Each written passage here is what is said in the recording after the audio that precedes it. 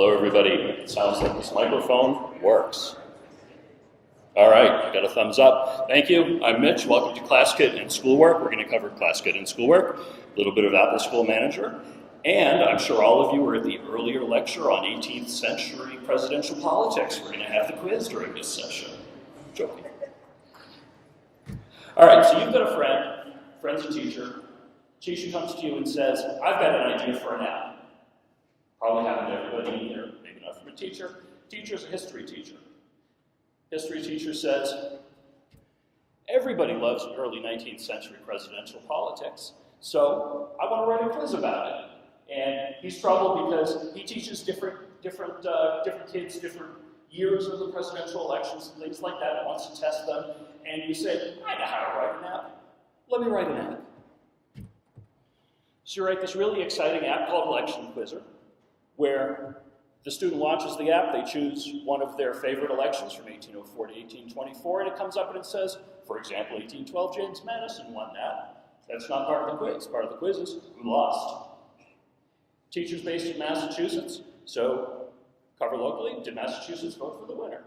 That's basically the app. You show it to the teacher, and the teacher goes, well, how are my students going to know which quiz to take? They're going to take the wrong one. How are they going to, how do I get the results back? And what happens if, Johnny over here needs to take the 1816 quiz, and Jane over here needs to take the 1804 quiz? That's a mess. Can you fix that for me? You're a developer. All things can be solved by software. So you write a back end. You figure out how to create some student accounts, create teacher accounts, create classes that associates the students and the teachers together. You create some UI for the students so they can figure out, so they can see, okay, I need to do this assignment, and it links in with the quiz. And you create some teacher UI to create those assignments, and then after the assignments are complete, to see the results. And you have a database to store it all. It's easy. Again, you're a developer. You can figure this stuff out. No big deal. So you show the teacher, and the teacher goes, oh, really? I need another login? We have like 50 logins already. Don't give me another one. And it says, hey, I've got a bunch of little kids in my class. They already have a bunch of logins. No way can we give them another one. And then the teacher mumbles something about data privacy laws, and you thought, oh no, laws. So you talk to a lawyer. The lawyer's head explodes. The lawyer points you to this website, federal government, on data security, K-12, and higher education.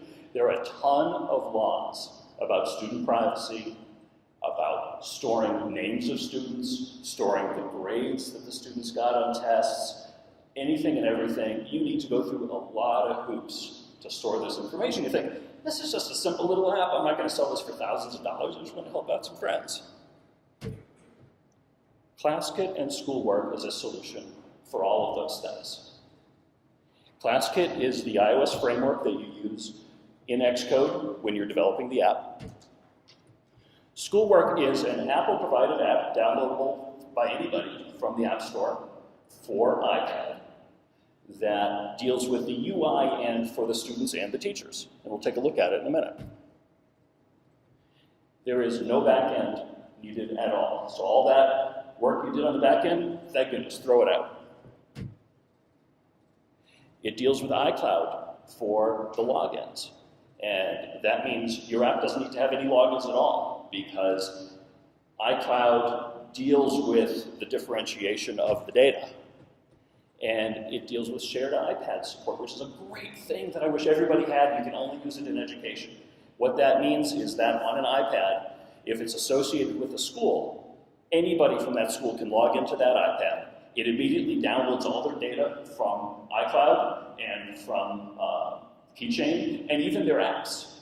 Even if an app isn't installed on that iPad, boom, it comes down right away. And they can start using it, and then they log out, and everything goes back up to the server. It's really handy, and I wish Apple supported it for everybody, but they don't. To support almost anything along these lines, you need to store any local data in iCloud Drive or Keychain. because as soon as the student logs out, goes away. But that's easy. Okay, and the Schoolwork app. So the Schoolwork app is used by teachers to create the assignments. To basically say, okay, Johnny needs to do the 1816 quiz.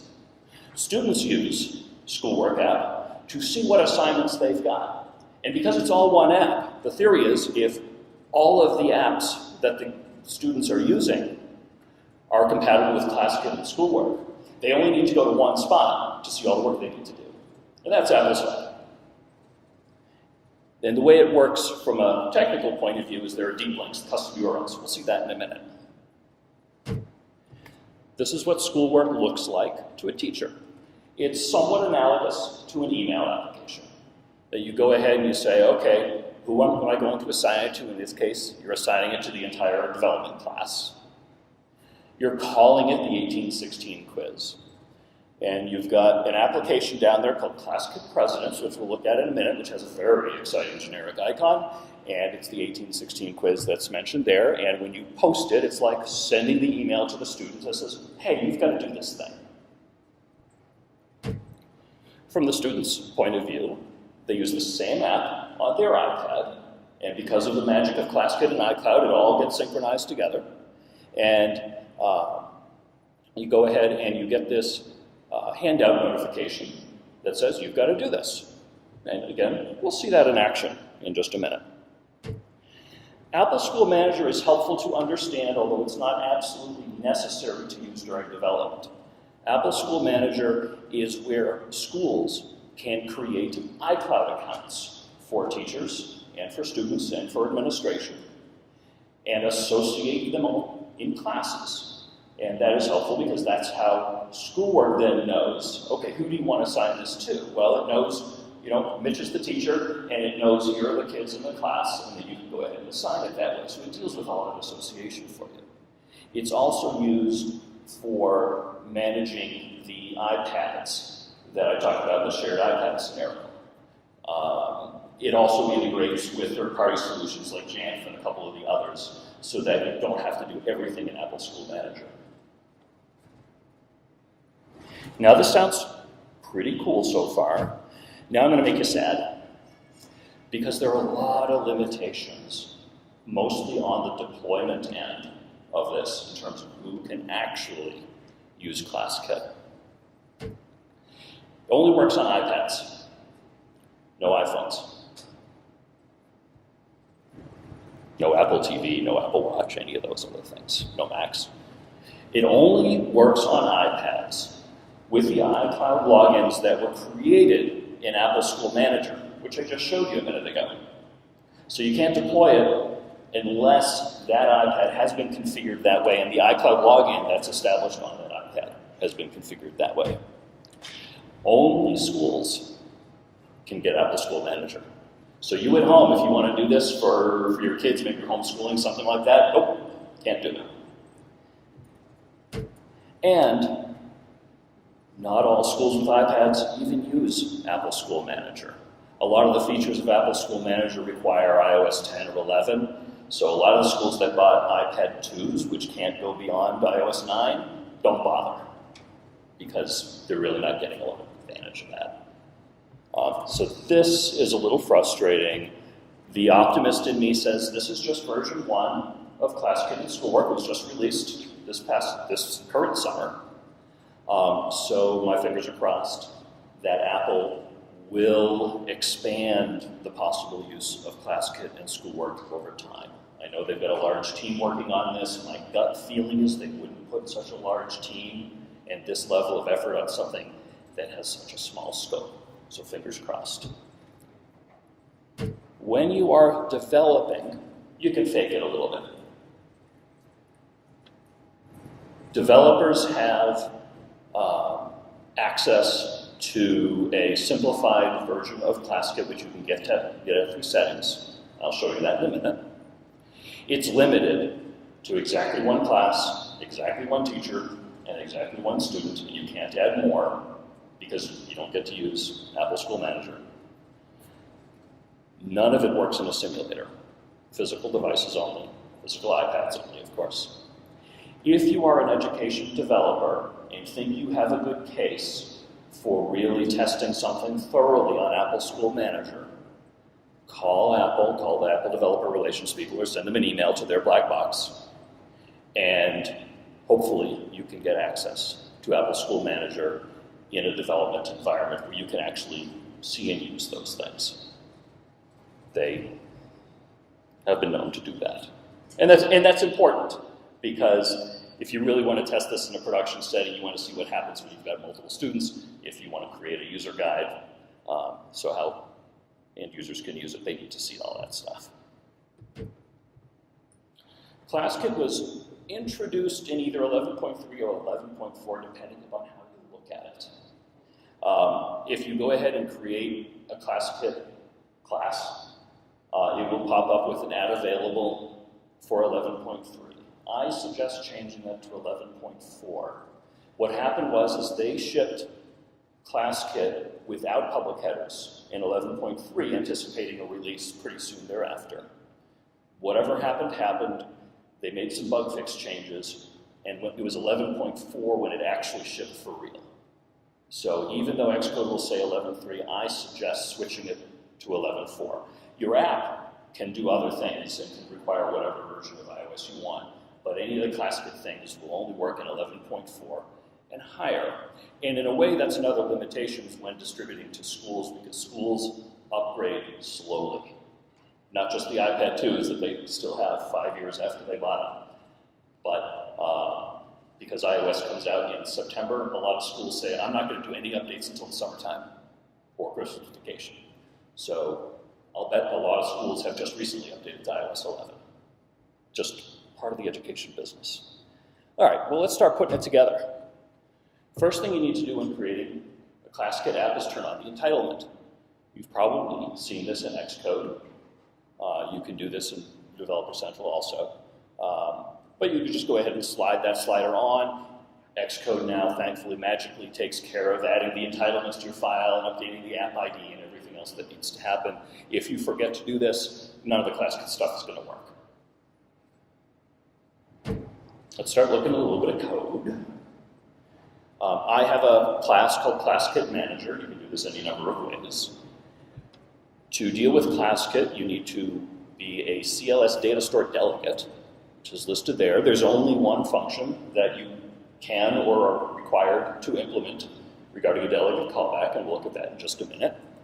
And the first thing that you should do, and Apple recommends doing this via the app delegate in application launched, is set yourself as the delegate, whatever the manager class is that you're using, as the delegate to that data store.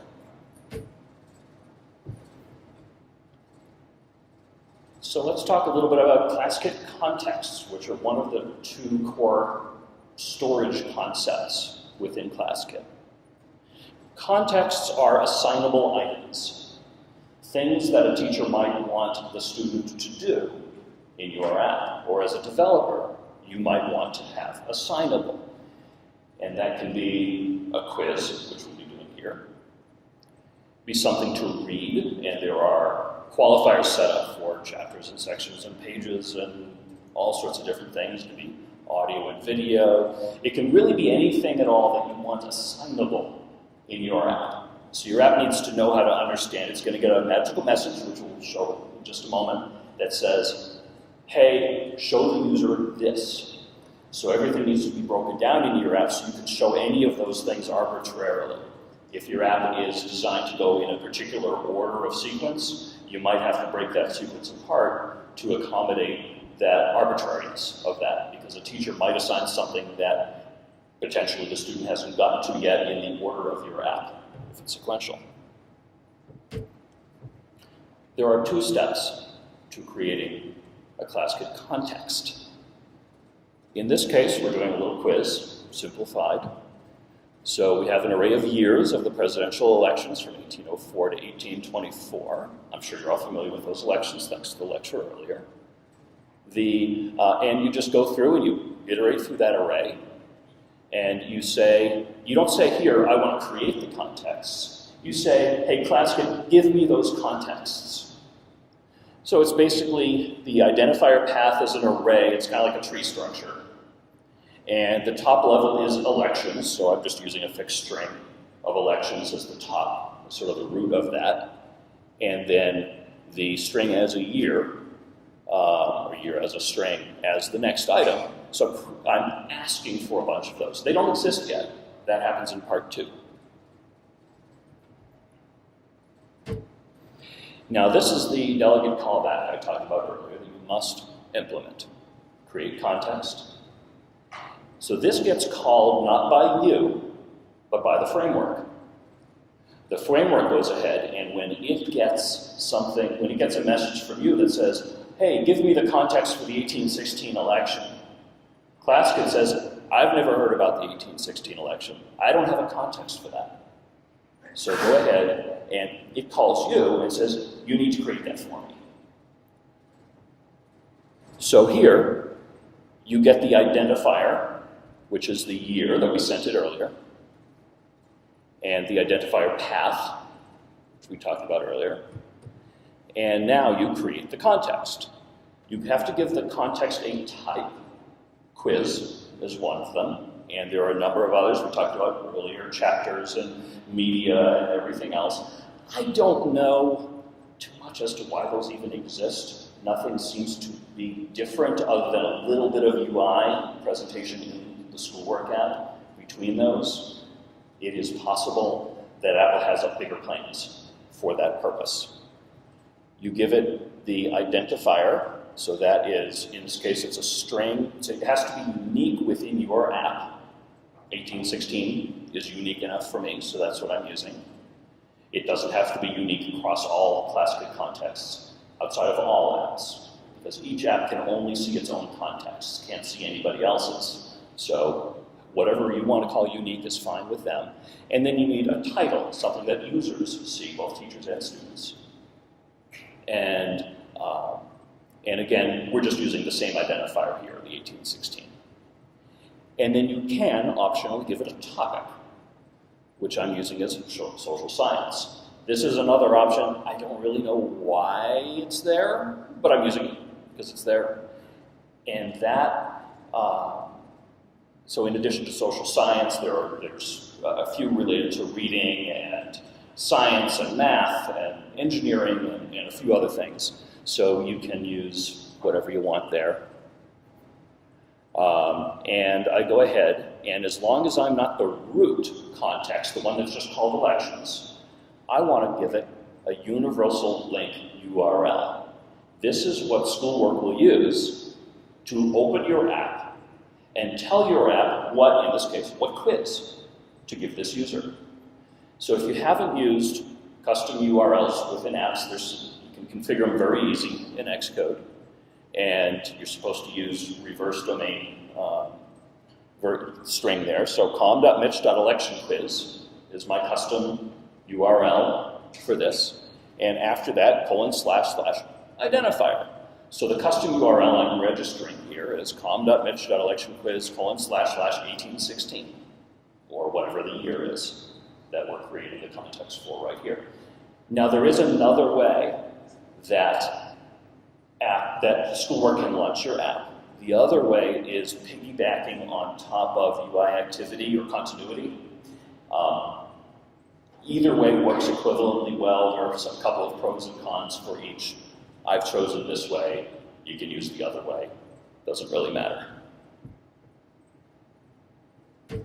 So if you're using an app custom URL, you've probably seen this before.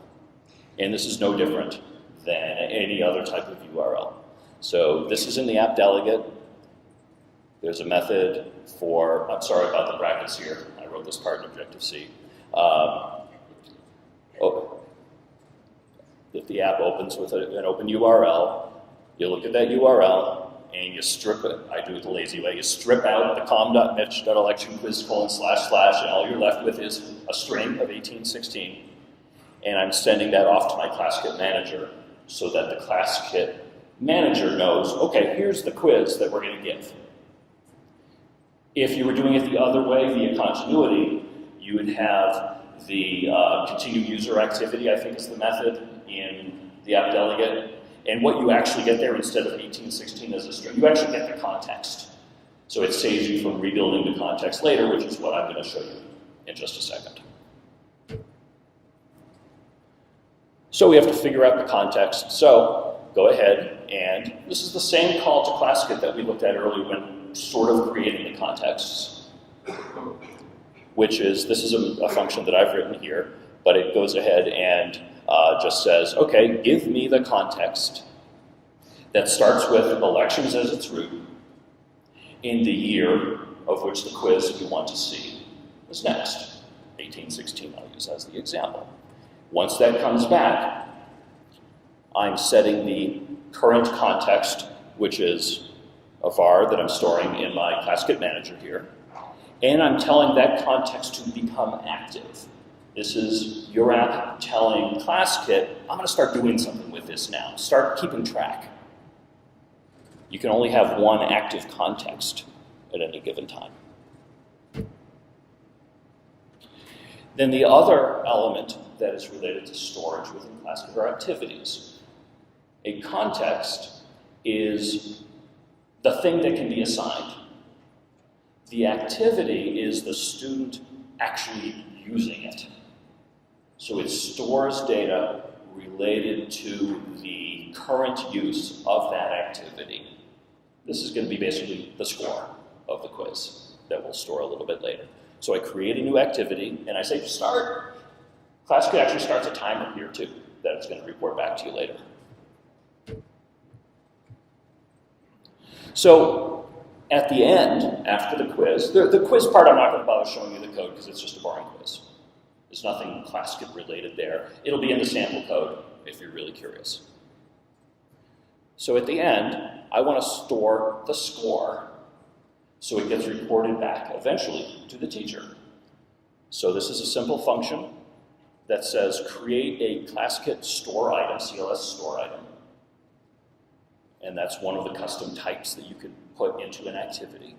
And it's basically, you need an identifier, which is the year as a string, 1816. Give it a title, which is called score. And you give it the score. The score is a double value, so it can be just about anything else. And you tell it the maximum score, because it gets reported back as a percentage.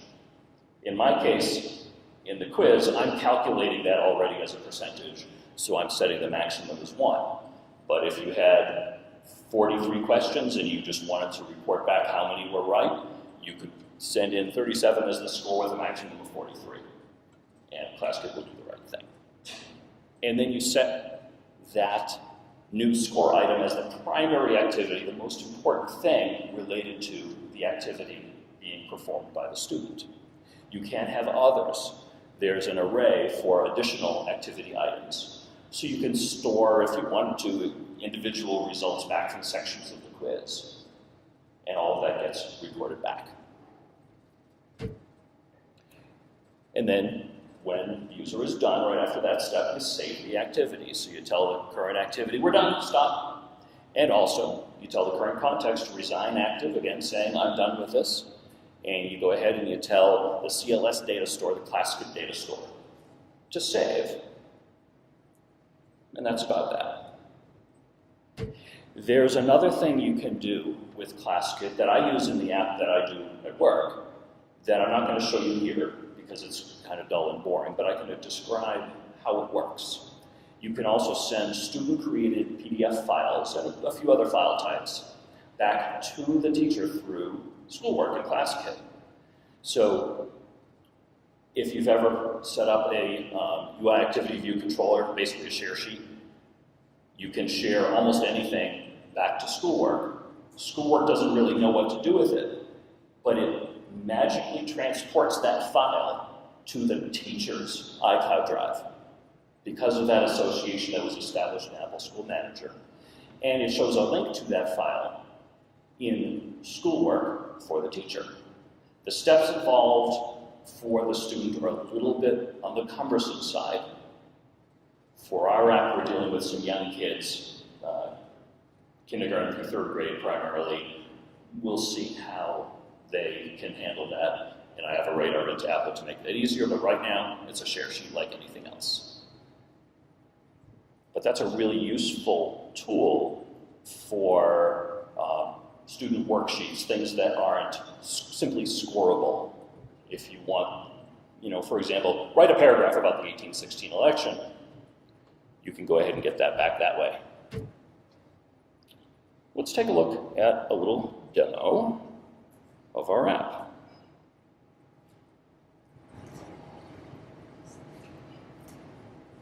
All right, so I have plugged in here a physical iPad. Again, no simulator for this.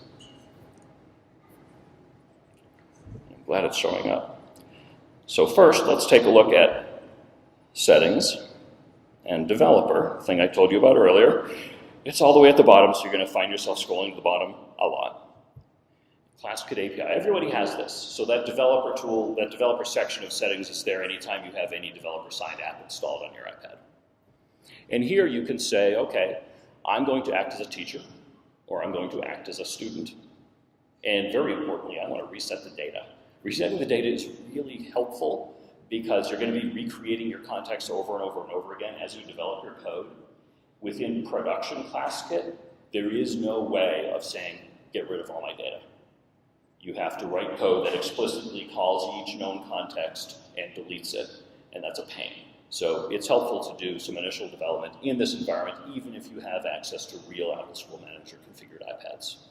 So I'm going to go ahead and reset the development data to say, all right, I'm done with this. Now, I want to assign this to a student, but before I can open Schoolwork, I need to open my app. And that's strange, and we wrestled with that for a little while, and the reason is that you need to create those contexts before they can be assigned to students. Schoolwork already knows about the students and the teachers and the classes and all those good things, but not about the contexts. So you have to launch your app, which is your little quiz app. Now this is the early version. This is the version that required the student to choose their own quiz. That's because we haven't launched this through Schoolwork, but the teacher is launching it now to create the context. That's actually done. Contexts have been created, but you can see how this would work in this case. Hey, 1804, Thomas Jefferson won. Who was the loser? Did Massachusetts vote for the winner? Okay, we don't have to do anything else here because the contexts have been created. And a helpful hint is some apps get confused between the different contexts that they're in, whether they be a student or a teacher, so that state. So I do some force quitting on that, just so that the next time it's clean.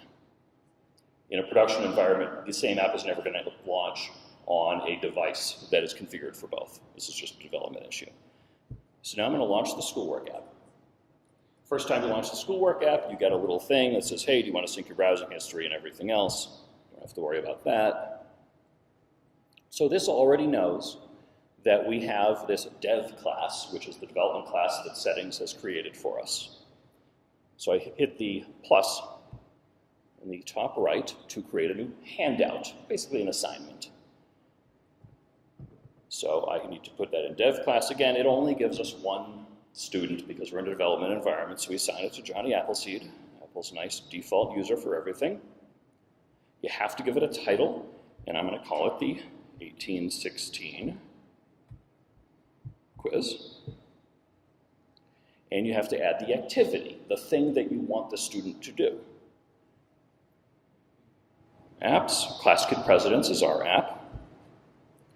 Which quiz do we want to assign? Well, we'll give it the 1816. I've been talking about that a lot. So now we have created everything we need to create. If you expected an item back from the student, like a PDF, you also have to add a request item, which tells the student, hey, you're supposed to send me something, and then there's a process on the student side for attaching that as the item. We're not doing that today.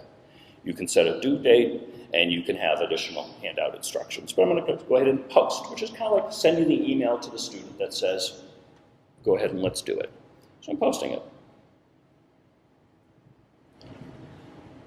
Now, I've done everything that I need to do for now for a teacher, so I'm going to kill Schoolwork, and I'm going to switch over to be a student. Now the student launches Schoolwork. Ideally, they launch at the beginning of the day to see all the work that had been assigned and all the apps that are related to schoolwork. And it says, hey, I've got an 1816 quiz, it's due tomorrow, and there's just one activity associated with it. So I tap it. It gives me a little bit more detail, not really much more detail, but it shows it in a list, kind of like a list of emails, kind of, sort of. And the user will then tap the app icon to open the app. Now, the first time a ClassKit app launches on a device or after a reset, it presents a couple of little warnings, student progress, that's going to disappear in a second, and this student progress thing, you know, all about blah, blah, blah, blah, blah. And that's Apple's privacy thing that they just want everybody to know, hey, the stuff that you're going to do is going to be reported back to somebody else. It's good that they do it. It's a little confusing for younger kids when they use student apps. So I'm hoping that they will do something about that in the future. Anyway, so you notice that dialog didn't come up to allow us to choose a quiz. That's because that custom URL came into our app. It says, I want the 1816 quiz. So our ClassKit manager said, great, let me grab that context, let me create an activity. I've got the data stored locally in a JSON. So it popped up and it says 1816. It tells the user, hey, James Monroe won that. Member of the Democratic Republican Party. Can you believe 200 years ago the Democrats and Republicans were the same party? Crazy. All right. Who went to the imaginary lecture earlier and can tell me who lost that race? What's that? Yeah, you got it. Good, you paid attention. Rufus King lost to the Federalists. Charles Pinckney and John Quincy Adams did lose other elections in that era that were spent. It's kind of a trick question, but absolutely. So we're going to go ahead and say Rufus King. Right. Okay. Massachusetts. Did Massachusetts vote for the winner? James Monroe in this? Do you know the answer to that? Okay. I'm going to go ahead and answer wrong. I'm going to say yes. That's wrong. Rufus King was from Scarborough, Massachusetts. Scarborough is now part of Maine. In 1820, Maine split off from Massachusetts to become its own state. But Massachusetts is still considered sort of the home soil of them, and they voted for Rufus King, and so forth. So then I've completed my quiz. I'm going to say done, which triggers that saving and the closing of the context, reports back that your score is 50%. Awesome. I go out. Now I'm going to put on my teacher hat again. So I'm going to switch back to teacher mode. I'm glad we did that fast enough that I didn't have to dive through the developer menu again. And now I'm back in schoolwork. I apologize. I forgot to do something. Go back to my student role, back to schoolwork again.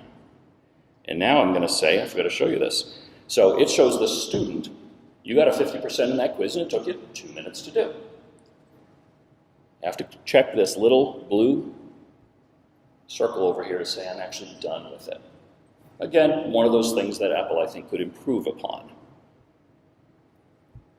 Now I'm going to go back and be my teacher.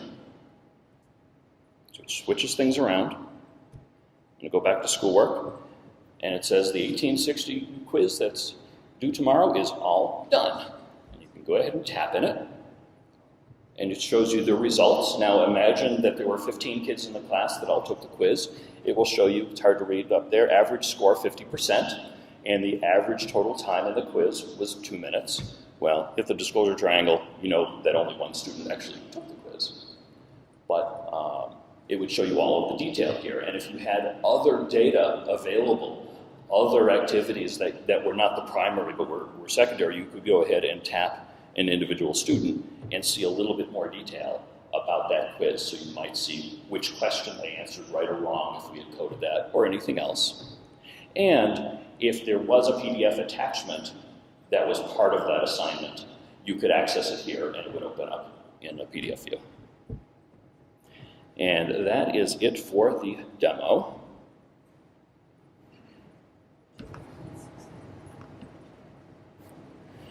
And just about the end of the talk. So, as I mentioned, ClassKit and Schoolwork are brand new. There are a lot of things they could do with it, and I would encourage you to file radars.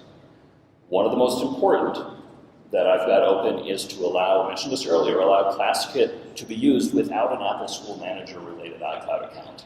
And that would be just incredibly, incredibly useful for app developers and end users that have other things they want to do with it. I think about, for example, application training for some application that you've written, and you want to go ahead and tell, so you get a support email from a user that says, I don't understand how to do this. Right now, you can send a bunch of links to things in documentation. You could actually theoretically use this to go ahead and assign them content, and they can keep track of what content they've read, and I don't know, throw in a quiz for your users just for fun.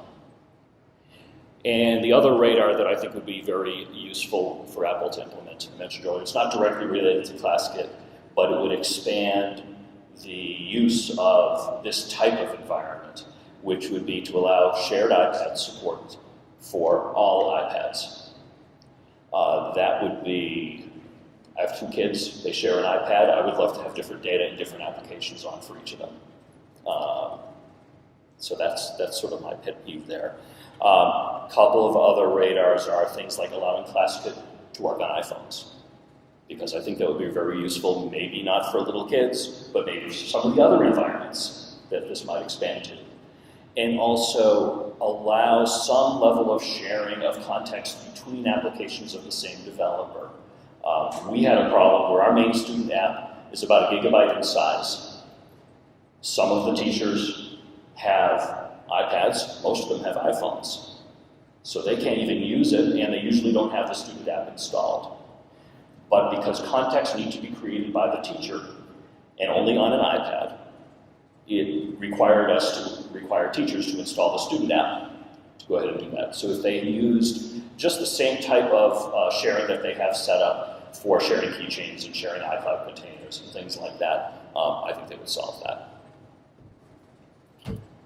That ends my talk. Thank you very much all for coming. The presentation and the sample code for our exciting election quiz app will be posted to the Slack channel for the conference and anywhere and everywhere else. If anyone has any questions, feel free to reach out to me by email, by Twitter, or by my blog. Thanks.